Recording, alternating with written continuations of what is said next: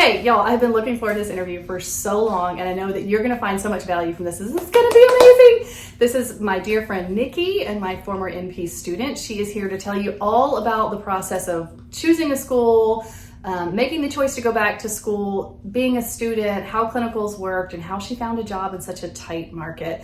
I have been wanting to do an interview where we talk to someone who's super close to this process, and she is the ideal person to do it. So welcome, Nikki. Thank you. Thank you for having me. Oh, so fun. If we haven't met yet, my name is Bree. I'm a RN and NP mentor interview strategist, and I do some educational content. Welcome to the channel.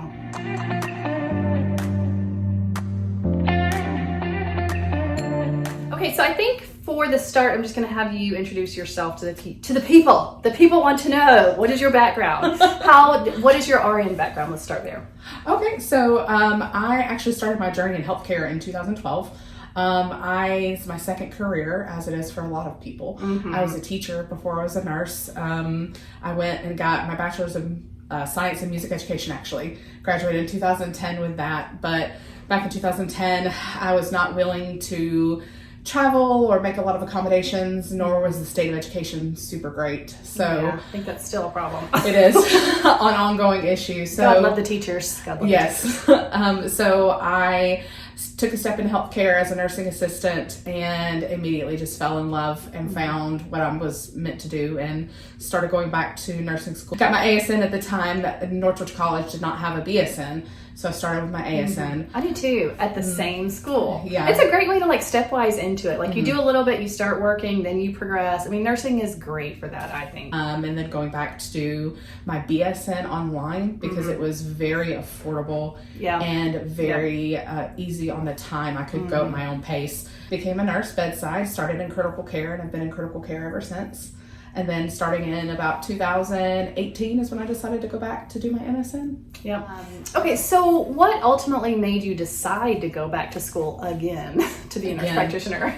This is a good question. I love critical care. That's where my heart lies. It was a blend where I work of cardiology and critical care, just two of my favorite things. And I got to the point where I wanted to understand it deeper as to why we were doing the things we were doing. Yep. I was reading all the notes and I felt like I've got a great idea of what's going on with my patient, but then I realized, well, this is not my idea of what's going on, it's somebody else's interpretation. Yeah. So I wanted to understand a deeper meaning why. I think that people who really want to practice as a provider, that tends to be the common theme, is they have this deeper need to understand management of patients in a different kind of way. Okay, so school choice, which everybody wants to know what school to choose. How do you choose it? There's so many to choose from. There's so much dialogue out there in the world, on the forums. Lots of strong opinions on this one. So how did you choose? I'm a great person to ask this question, Bree, because I'm going to be honest with you, and I don't think a lot of people would be this honest. I chose the school that had the least amount of hoops to jump through to get into. Yeah. Not that I chose a bad school. I went to University of South Alabama, which is a ranked school. It's accredited. It does have a great success rate, a great pass rate, but the requirements to get in were far easier. And at that time in my life, I was just not in a position where I could study for the GRE. I had small children, where I did not want to have to take letters of reference and book interviews and pay for multiple applications to school because it was just so time consuming. Yeah. So once I made that decision that I wanted to go back, I said, I want a good school that is, a little bit easier to get into, but would still give me the same education. And, if you remember a couple years back, we actually talked before I got into school and you said, are you sure, you do make some sacrifices when you pick something that's maybe not the number one school, that people pick because of the prestige and the name, that you may have to make sure that you stand out in other ways, which that's what I focused on during my 2 years of school. Well, I mean, I appreciate your honesty. I think that you represent the vast majority of people. I think that most people are in that situation. Most of us are already working as nurses. We have families. We have to work. And so we do have limitations. So I get it. I totally do. I'm a big proponent for choosing a state school, choosing a big school. choosing a school that will support you and educate you properly. But I get it. I do. I completely get why people want the quickest path from A to Z, the cheapest path from A to Z, the easiest path. I do. I completely understand it. And I love that you brought up, the advice I gave you, and that is this. When you sacrifice the name of the school, the reputation of the school, you need to fill it in with your passion, your engagement, your performance, really. When you're in clinicals and when you're working with people, you need to show them that you are the smartest person, because your school does not define you. Mm-hmm. Okay, I have had some of the best students in the world who come from really terrible schools, but the reason they're good is not because of the school. The reason they're good is because they're good. Right? If you're a strong student, if you already have a good understanding of medicine, you have a good foundation, you've worked a lot of years as a nurse, you can get by with that kind of school because you do all the extra. Yeah, and I think when your motivations are pure, as hers are, it shines through. So people see that when they work with you in clinicals, people see that in your interviews, and so it's not as detrimental. It's the folks who are looking for the cheapest, the quickest, the easiest, who want to put in the least amount of effort, who don't have a strong foundation, who really don't know what they're doing, and then aren't taught it, that struggle. So that's why in general, I tend to say, choose the most, the best, all of these kind of things, but it's not a hard call. Nikki's one of the best students I've ever had. Thank you. She's phenomenal. In talking about your experience with that school, did you feel like you had to set up your own clinicals? Is that right? Mm-hmm. Did you find that to be difficult? Very difficult. One thing that I was not prepared for is how much differently the University of South Alabama sets up their clinicals in comparison to other schools. You are responsible for setting up your own. Mm-hmm. My school required 7 different rotations over 3 semesters, which was very daunting to find one primary preceptor who I had all 3 semesters, and then 5, between 5 and 6 more to cover the specialties that they required me to have. So that was a very daunting task, but at the same time, I feel like has set me up for so much success after school. I was going to say that she's one of the only students that I've had, and this is something I have found very impressive about USA, and kind of surprising actually, was the requirements for their rotations, because particularly if you're going into acute care, you really do kind of need the foundation of these supporting service lines to give you an overall picture of what you're going to be doing. Now, it varies, because if you're going to go into a specialty specific, you don't need to know all that stuff, but how do you know when you're in school, right? So you got to prepare for all of it. How did you handle the mostly online piece of it? Was it hard for you to not be in a physical classroom? It's challenging. You have to realize when you're starting back with your MSN that all of the resources are there for you, all of the information's given to you, but it's very self-driven. It's you have your hard dates of when things are due, when your tests, your modules, all of your assignments, but there's no one right there kind of pushing you along as in nursing school and kind of, cheering you along. You have to be very self-motivated and self-driven, very detailed.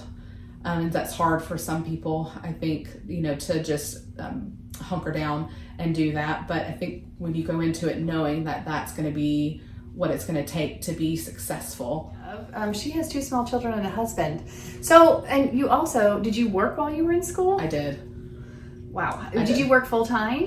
So my first year I worked full time, and then, so for 3 semesters I worked full time, and then once clinical started, the second year I went down to PRN and worked just a per diem contract. And I tell anybody who asks my opinion on it, keep working. It is so important to, even though it'd be nice to not have to work to, rely on that income and just be able to study and be able to only focus on school, there's so much that goes into networking and finding a job post-graduation that I couldn't give up the relationships I had made over the years to not work and to just focus on school, because I knew how much I'd come to rely on the people in my network over the years to, help me with this transition to practice. Yeah. And I didn't want to lose those relationships that I had been cultivating since 2015, where I would need those preceptors, I would need those letters of recommendation. And if you don't work and they don't see your face, then it's a little harder to... I had not even thought about that. That's a very good point, particularly when you're having to find your own rotations. That's a very good point. Wow, that's a lot of juggling though. And then, so do you have any tips for people who have families who are trying to do all these things? You mentioned kind of just doing one thing at a time, but did you have support from other family members to help with your kids? I did. I'm very blessed that I have a very supportive and encouraging husband who, before I went back to school, we had sat down and talked about what the requirements would be and, what life would look like, and just really got on the same page about we're a team. This is our goal. It's your goal, but it's our goal, I love that. Yeah. So just understanding that, keeping him in the loop on the calendar, and here's what I have this week, and, here's where I can help, here's where I can't help, and just being each other's cheerleaders. Yeah, you definitely have to. If you're married, I don't know how single parents are doing. I really don't. But if you're married, you definitely have to have buy-in from your partner, because it is. I don't know how it's doable unless you have very involved parents or someone else. I don't think I cooked a meal for my kids in a year. I didn't. When I was in clinical, I would be either in clinical or working 5 days a week. Yeah. My husband dropped our kids off every day, picked them up every day, because I would be gone before they got up. And I would be home after they got to bed for the last month of school. And that was the hardest month by far. It totally is. I mean, shout out to all the spouses that get us through this, right? Absolutely. But not only that, your kids are a little bit younger than mine were when I get back, when I went back to school. But even still, you miss so much, and that mom guilt, man, that will derail you. It's real. It was a very thoughtful and long decision to go back when they were small. Yeah, it was wise. Mm-hmm. I had my first one was 3 when I started back, and then I actually had my second child in the middle of the first semester of school. But I decided, I'm going to miss something at some point. Yeah. That I have to make the sacrifice to miss a little bit of time.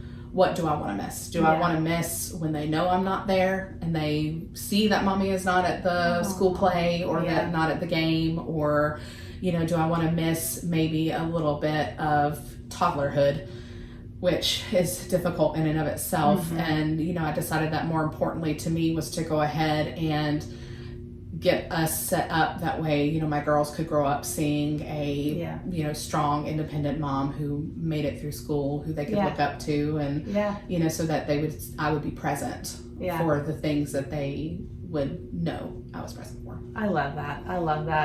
I've had so many people reach out to me on social media and other places and telling me that they had parents that they saw go to school when they were young, and how that has shown them in their adulthood that they can do hard things, that you can juggle all of these things. And while it's difficult while they're going through it, it really shapes their mindset later on in life to see that people can juggle so many things, particularly as a mom. Let's talk a little bit more about clinicals. So you had a bunch of different rotations. What would you say were some standout moments for you in your clinicals? I love this story. I love this question because I have one that I tell everyone. So my very favorite moment from clinical, and Bree and I were together for 3 semesters, 280 glorious, wonderful hours that we spent together. She says that means torture. And Bree, if you don't know, is an incredible note writer. We already know she's an incredible mentor. Once I got to where we were comfortable, okay, Nikki, it's time to write your first note. So I'm sitting there. Gosh, this is going to be a bad story. I wasn't expecting this to be about me. So Nikki, it's time to write your first note. So I'm there, and I have 1 patient for the day. And I write my note, and it takes me all day. 5-6 hours. Yeah, that's a good note. And Brianna is so supportive. You're doing great. Take your time. It's okay. Your only goal is to get this 1 note done. And I get it done. I'm like, okay, Brianna, I'm ready for you to read my note. And I'm pretty proud of it. It's good. It's taken me all day. And she reads it, and she looks, and it's good. She goes, I'm just going to tweak it a little bit. And then line by line, she deleted the entire note. The entire note, line by line. Okay, all my students, all my former students who are watching this are laughing their butts off right now, because I tell everybody, it's not you. It's not, I promise it's not you. Really not. I just am really OCD. Yes, and it was not because my note was bad. It was because I'm learning. There are different ways to say it, different ways to think. Oh, gosh. But the best moment from clinical was at the very end in my last semester, where I'm writing 2 and 3 notes a day, and I'm like, okay, Brianna, I'm ready for you to read my note. And she looks and she reads it and she goes, "It's great." Aww. And didn't make a single change. And that to me was like peak, like, I'm done. I'm done. Like, I like, this is where I wanted to be. I went from, it's good, but we're going to make a few tweaks, delete, to, yeah, it's great. You know, I don't have anything to add. And so that's where I really could see my growth. Yeah. And it's a funny story, and I love telling that story because it makes her giggle and, you know, just shows, you know, over the 3 semesters, how important that skill was to me, to her, and how much I had grown in that skill. Yeah, that's a cool story. Well, I mean, it is so great. And as a preceptor, it is so rewarding to see people start from a place of such indecision, and you can just see the stress on their face and the worry and the not being able to figure out what's going on, and to the end where they're like, I think it's this. And I'm like, you're exactly right. I have nothing else to add to that. It's such a beautiful transition to see people go through that. I remember going through that myself. I mean, it is a really good time, and you will get there. It doesn't feel like it during your clinicals, but you will get there, I promise. It's a steep learning curve to go very from, well, I'm taking care of this patient bedside. I know what's wrong with them. Well, we know because we got report from our fellow nurse. We read the doctor's note. We've read the plan of care. We've read what's going on.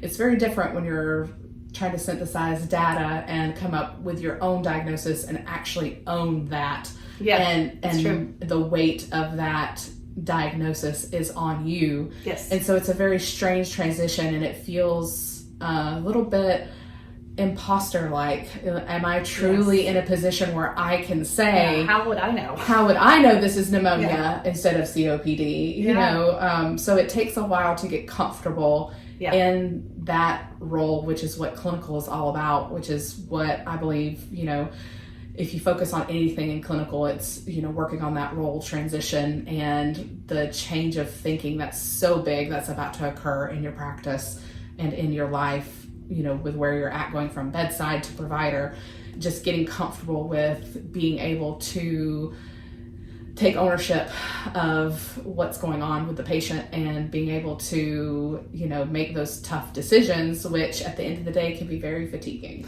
Oh, absolutely. And that is perfectly stated. I mean, it really is that leap from thinking in details of, okay, I can walk into a room as a nurse and see that this patient has low blood pressure and we're tachycardic and we're desatting. So something bad is happening, but then synthesizing why this is happening and making the diagnosis is really, that's what you're trying to learn in clinicals. And to me, it all starts with note writing, because that's when you to me, that's when I think through things like, okay, I think they're tachycardic because they're compensating for this hypertension. This hypertension is a shock, and what kind of shock is this, and how do I fix that shock?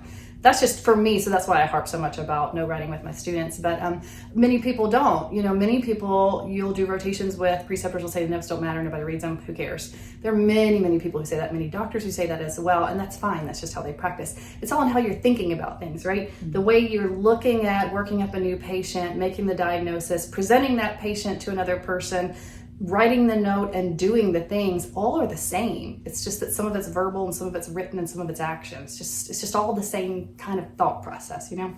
But I find that students have a hard time making that leap, you know?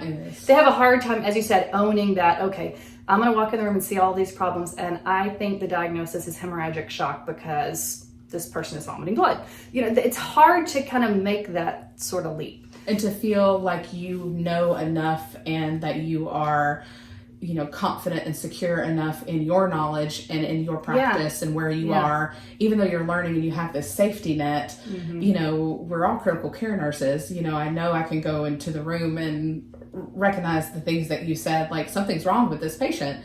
But now we take it a step further. It's my job to figure out what's wrong now, instead of just alert somebody that something else is wrong. That's right. So, and it takes a while to get kind of past that, but that's the biggest thing I focused on in clinical, was trying to work on pushing past that discomfort of being the one who would come up with diagnosis and be comfortable and confident in that diagnosis, because these are people we're treating.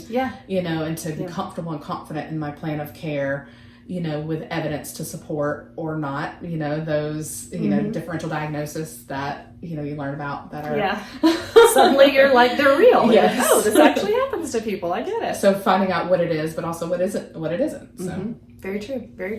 Friends, if you are in this season of becoming a new ICU provider, I would love for you to go to my website, breenp.com, and check out my book entitled The Ultimate HMP Cheat Sheet, which is a copy of 11 of the most common ICU diagnoses. So there's a template in there that you can copy and paste into your EMR to make your life easier.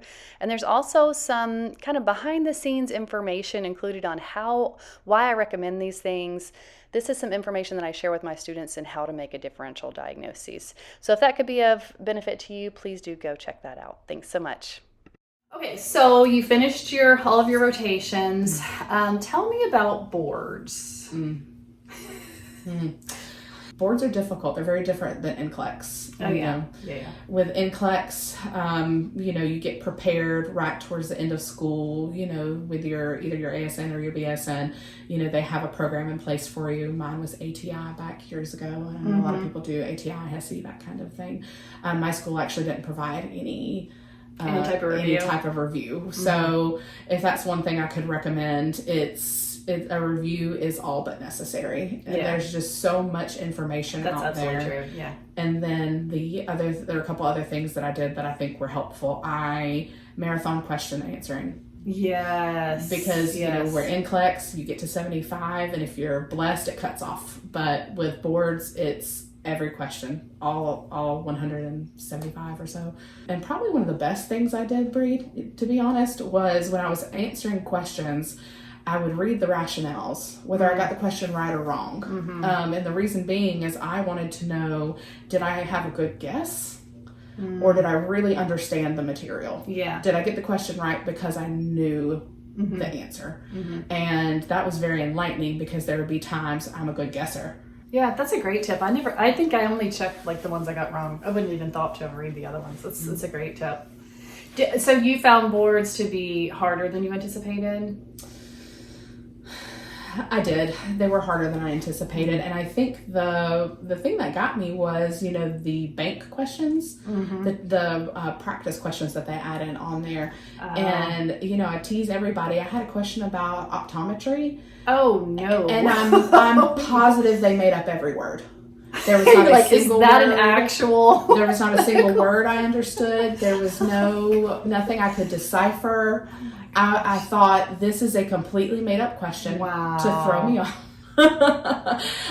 So that was a little difficult because some of those questions are very, very obvious. Yeah. Optometry is not something that, we even really cover. Yeah. But those questions were in there. And so I think because it's so much different than NCLEX, with NCLEX, there's a ton of select all that apply and scenario based. Yeah, what to do first, second, third, with you definitely have less of that in the acute. That's a very good point. I'm sure FNP is the same as acute care. I would say across the boards, most nurse practitioners are going to be less focused on that, what happens first, because you're not the task doer anymore, right? It's more, what's the diagnosis? And that's what made it a little harder is, the question posed to you might be about the diagnosis, but you have to go through that diagnosis, the treatment plan to get to the answer. And it's not let's rank these things in order of importance. It's what's right. It's a knowledge. It's what's the right thing. Yeah. So that's what made that test a little bit more difficult. Yeah, you're absolutely right. I've never really thought about it like that, but that's absolutely true.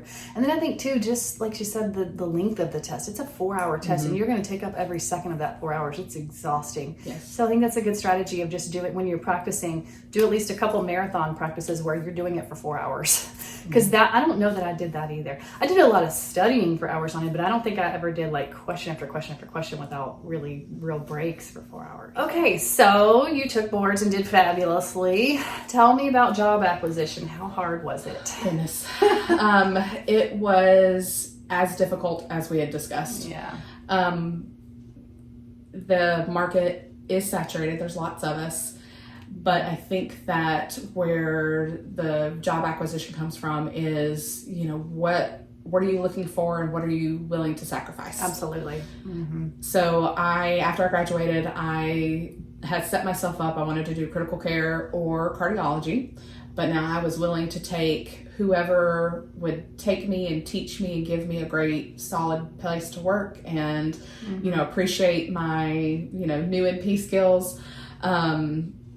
but it was definitely difficult. I applied for probably 50 jobs. Oh, wow. Across every system. I had no idea. Every system. 50? All within our state, or did you go outside of our state? I didn't go outside of our state. So kind of once I had my list of things that I was willing to bend on, knowing that I would get there one day, and just persistence, and it is an active process. If you are passive in it in any way, you get stuck in recruiter and HR world, and it's hard to get yourself out there. It's a very active process of job hunting. So you, how many interviews did you go on? So I did 2 interviews. Okay. And I really love your story about how you found your job, because I heard you say that, she was willing to take something that wasn't her dream job, learn it, become the best at it, spend a couple of years there, and eventually segue to what she wanted to do. But she did land her dream job, and I love how she did it. So I won't spoil it for them. I'll let you tell the story of how you convinced this group. So the job that was your dream job that you applied for, were there other people interviewing? Yes. There were several people I was told was interviewing. One who was even very close to me, who was excellent candidate with several years experience, who, if they'd offered the job, would have been a great candidate. So, even knowing someone going out for the same job as you is rough, especially somebody who's already been in the field. So I applied at a cardiology job at a big hospital in Atlanta. They called originally, had given me a fit interview. And that's your first interview when they call, and they want to give you that chance. That's where you get the whole, tell me about yourself. The weed out phase. The weed out phase, the fit phase. So I went through the fit phase. It went very well. We got along. And then about a week later, they said, we loved you. We think that you are going to be excellent. We just want somebody with experience. That's what our group needs. And I said, thank you so much for the opportunity. Please keep me in mind. And then probably about 2 weeks later, they reached back out and said, you know what? We want to go a different direction. We want to go with a new grad because they have so many great things to offer. Clean slate, no bad habits or preconceived notions. So they said, we want to give you another interview. And this is where I wish I had known what this part entailed, the walking interview. Nobody tells you about the walking interview. Where they show you around the hospital. Where they show you around the hospital. And they're actually feeling you out. So when you go back in for that second interview, you're going and they're introducing you to people. They're showing you around, introducing you to, the head doctors in the group, key players in the game, and just showing you off. And they don't want to show you around. They want to see how you're going to fit in, what's your personality like? What do you like not sitting across with pre-planned answers to, the questions about tell me about yourself. So I decided right before that, Brianna and I had been talking about the job hunt, and, some great advice she gave me was you got to do something to make yourself stand out in the crowd, because on paper we all look the same. We all have. And so I went and I made a portfolio and I literally titled the binder Getting to Know Me, and that's what it said on the front, Getting to Know Me, and it had my name, and I had compiled things over the years of letters of recommendation, my resume, my kudos that I had gotten over the years from different doctors. I'd gotten a Daisy Award one year at work, and I put my Daisy Award in there, and I put a letter in there and said, I know it's hard to get to know a new grad because I don't come with experience where people can attest to this, but hopefully this gives you an idea of who I am personally, professionally, leadership wise, and bringing in these hard and soft skills that while I may be a new grad, I have a lot to offer. And that made the biggest difference in this interview. Taking and actually giving this to these key people. I took several copies and gave it to the head of the department. I gave it to every doctor I met. I gave it to the physician liaison, and I got such good feedback later from those people saying no one has ever done anything like that, and it made you stand out. And so that actually, they offered me that job. Mm-hmm. And I was thrilled because it was going to be a fantastic first job. Mm-hmm. Great organization, very good support. I had taken an interview at the same time for critical care, which is a very lofty goal for a new grad, but I, had used every bit of my networking skills that I could pull. Everything from that bedside nurse that you've known for 15 years to every nurse practitioner I knew, had the interview and got told the same thing. We're not ready for a new grad. And I said the same thing. I said, here's my portfolio. I would love for you to give me a chance. I'm here. Thank you for the opportunity. And I had started to get ready for the cardiology job. And about 2 weeks later, the critical care team from the organization called me and said, you know what, we loved your presentation, we loved your personality, we want to give you a chance. We think you've got a lot to offer as a new grad. And then landed my dream job. Yes. So proud. Thank you. It's tough. It's a tight market, but I mean, she did this on her own. This was not something I told her to do. This was her idea, and I think it's absolutely brilliant.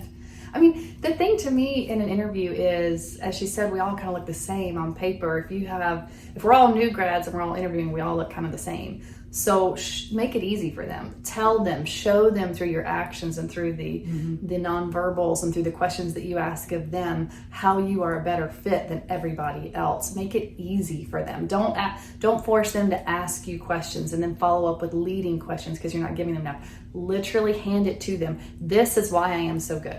This is what I have. This is what I can bring you that nobody else can bring you.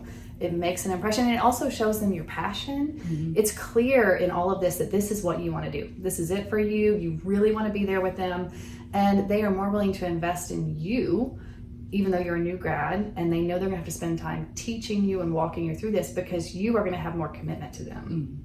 And they can mold you into the way that they do things there. And so oftentimes a new grad is more desirable than someone with experience. She's living proof.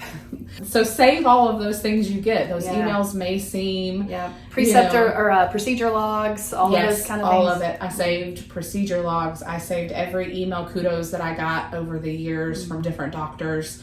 I asked for letters of recommendation, not just from NPs, but from managers, people in executive positions, different doctors, peers. How do your peers see you? And so now you're about to start your dream job. So she hasn't quite started yet. She's in credentialing hell, which is a nightmare.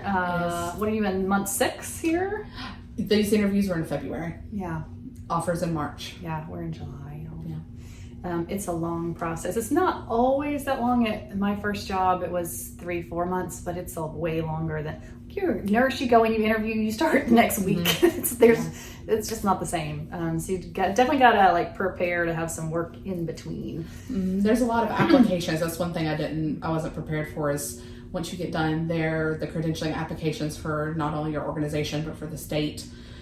To get licensing, to get, credentialed with everything. So my advice there would be just make sure you have your plan in place of, what that transition time is going to look like for you, whether it is, taking some time off because you're able to and enjoy that little bit of time off like I have in between, or, continue to work for a little while bedside while you wait on that because, it could be as short as a few months or it could be as long as 6. Yeah, absolutely true. Absolutely true. Well, I think the world of this girl. She is one of the brightest students I've ever had. She has passion for it, and she did it the right way. So definitely heed her advice. Good luck with your own job hunt, friends. Thanks for watching.